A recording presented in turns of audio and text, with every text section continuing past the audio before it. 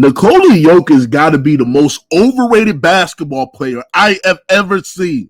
You got these niggas, right, who sit there and dick riding on Nikola Jokic, right, sitting there and saying that he is the greatest basketball player of all time. Y'all take a look at this, man. Someone in a front office said this to me at Summer League, and I just hadn't heard it verbalized like this. I think Jokic might be the best offensive player in the history of the NBA. I think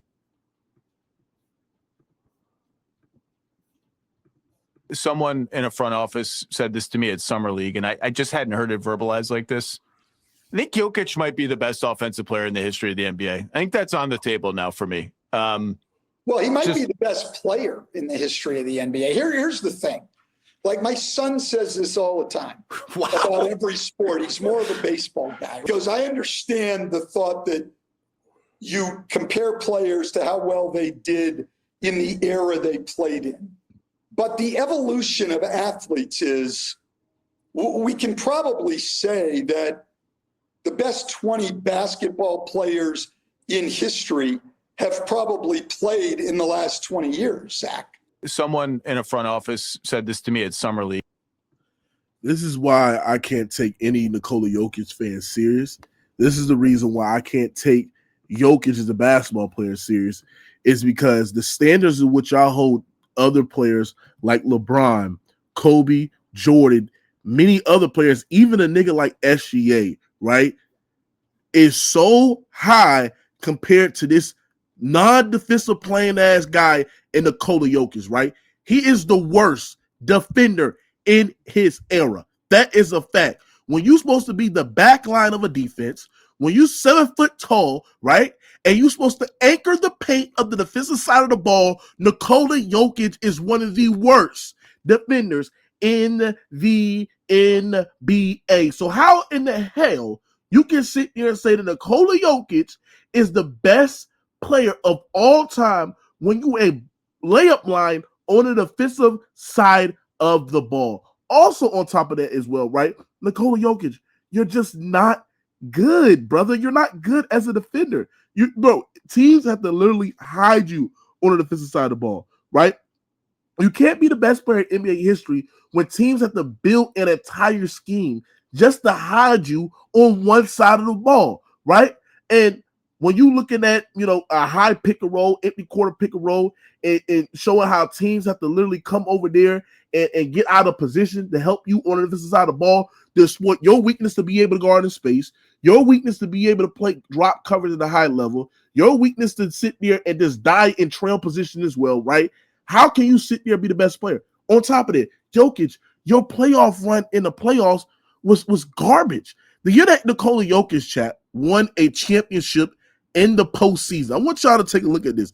The year that he won a championship in postseason was I believe the 2022 to 23 year is when Nikola Jokic finally got over the hump and won a championship, right? And I want y'all to zoom in on this, right? Because we're not going to sit there and allow people to come here and say the most casualist, dumb take by sitting there saying Jokic is the best player in this generation when he ain't better than Shea. He arguably ain't better than Giannis. He ain't better offensively than the Luka Doncic as well, right?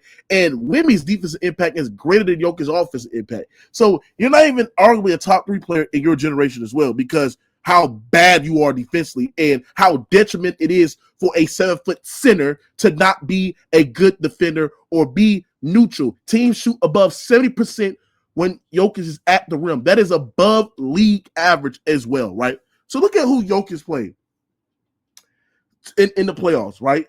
He played the Minnesota Timberwolves team, right, who were 42-40, who made the play-in game, right? And they beat him in the first round, and that's when Rudy Gobert missed some of the series. He was hurt. You had Jaden McDaniels was missing. So even that team who was not good offensively as well, right, he beat that team. Then you beat the Phoenix Suns team who was 45-37, right? And Phoenix Suns, right, didn't have a good offensive rating. They didn't have great guys that could be able to exploit Nikola Jokic in space as well, because that team lacks consistent rim pressure as well, right?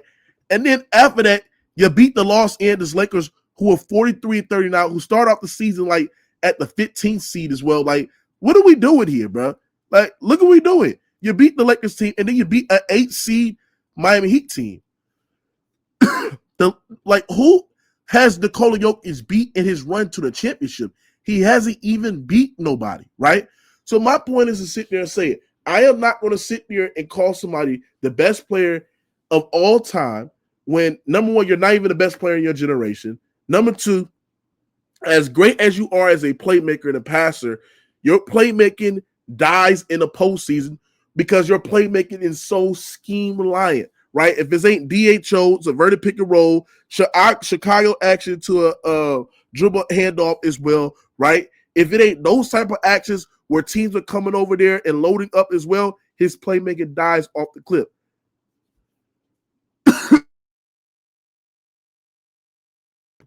That's the reason why Nikola Jokic field goal rim assist drops down. That is the reason why Nikola Jokic, the guy that's supposed to be this great offensive engine, right, in the postseason as well, right? He has 6 or 7 games. And this is a guy that's played with Jamal Murray. This is a guy that played with Michael Porter Jr., Aaron Gordon, great elite offensive spacing and help as well, right? Bruh, they and all these other players that sit there and try to down Nikola Jokic's help, bro, this will let you know, Jokic has not made a deep postseason run if Jamal Murray does not give you at least a 50, 40, 90 season, averaging damn near 27 games. When Jamal Murray's at his best, they're making deep postseason runs, right? Nikola Jokic having got to the conference finals 3 times, and you got Stan Van Gundy sitting there calling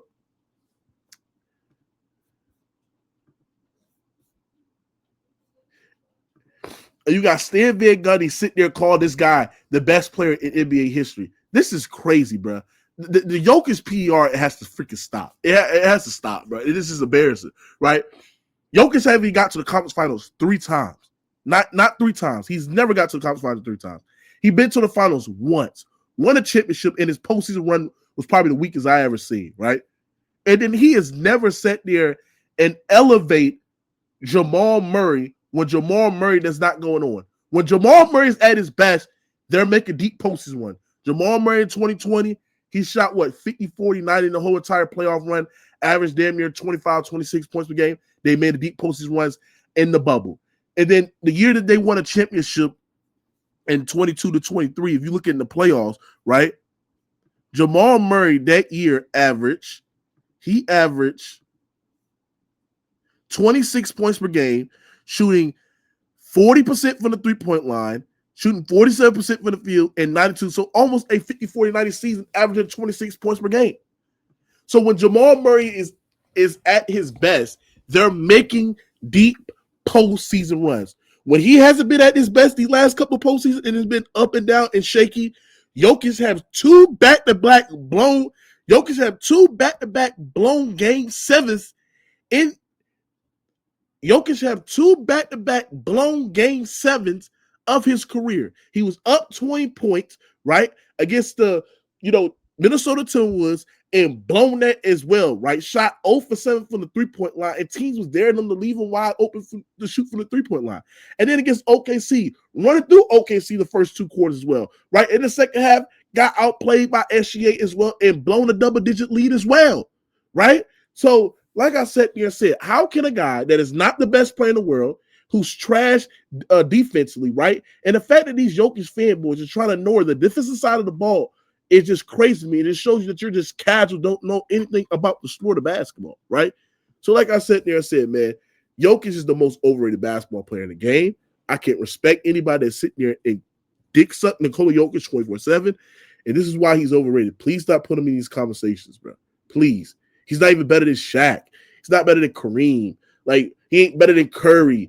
He's not better than Pete, Kawhi, Shea, KD, all the motherfuckers, bro. He's not better than those guys. And he will never be better than them guys until he improves on the defensive side of the ball, which basketball is played 2 sides of the ball. Damn, y'all some casual idiots.